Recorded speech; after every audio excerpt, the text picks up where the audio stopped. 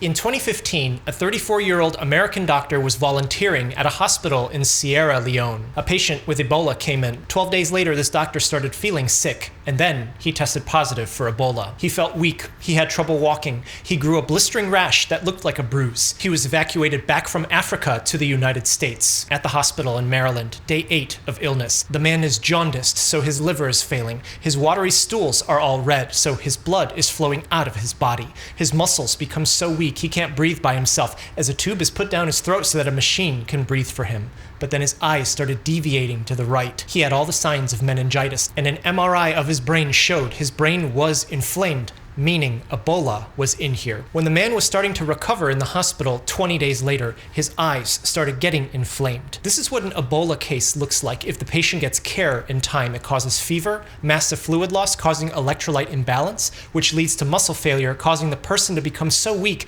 that their respiratory muscles can't allow breathing anymore. And then hemorrhage starts as the liver fails. The kidneys and the heart shuts down as the brain becomes inflamed. On May 11th, 2026, a 59-year-old man was in a hospital in Kampala, Uganda.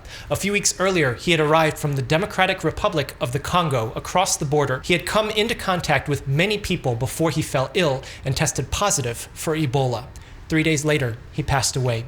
His body was transported back across the border for the funeral, but this border province in the DRC is where a 2026 Ebola outbreak was first reported. 531 suspected cases and at least 131 deaths as of May 19th, 2026. Ebola is spread through bodily fluids. It's not airborne in the sense that simply breathing can transmit it, although sneezes that involve drops getting into the eyes, nose, or mouth, maybe.